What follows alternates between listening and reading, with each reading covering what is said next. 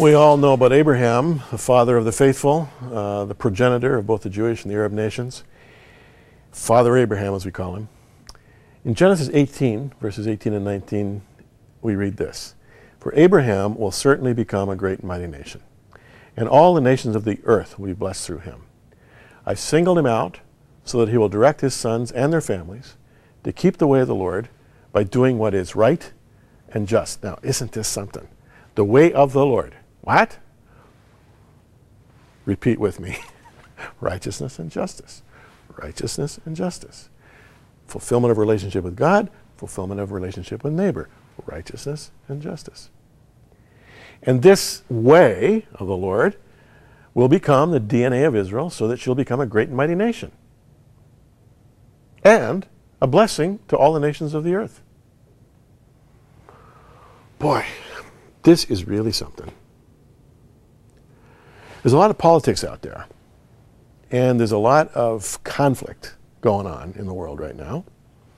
A lot of wars and rumors of wars. And pretty much all of them are about territory and about ideology, worldview. And we're living now in a polarized world where we have a kind of a new thing, a difficult thing to contain. It's called terrorism. It's irregular warfare. It's not fair, if you will, in the sense that you don't have armies facing one another, knowing who they are and where they are, and being able to plot them, you know, with coordinates to drop bombs on them. These are everyday people with explosives under their coat, going into public places and blowing themselves up and destabilizing nations. It's a very, very difficult time. And we have politicians standing up and giving us, you know, their perspective on what the problem is and what the solution is and the way forward. We have presidents coming and going, leaders rising and falling. It's just a total mishmash out there.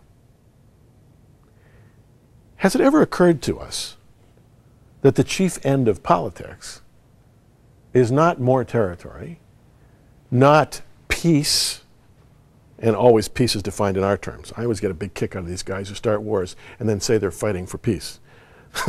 they're fighting for peace that they themselves disturbed. Anyway, the chief end of politics is righteousness and justice. Notice this: Abraham will certainly become a great and mighty nation. All the nations of the earth will be blessed through him. I've singled him out so that he will direct his sons and their families to keep the way of the Lord by doing what is right and just. And the thing about it is that a nation that does what is righteous and just is a nation that does become a light to the world. The world is a dark place. And how long has it been since we've seen any nation acting righteously and justly? I think of Norway back in the Second World War, when 6 million Jews were being obliterated by the Nazi war machine. The King of Norway says, "Come to us, we will care for you." Unqualified, no expectation of return. We just want to give you access and freedom. Well, I believe that Norway at that point was a nation that was doing what was righteous and just. And time and again throughout history, there are nations who have done what is righteous and just.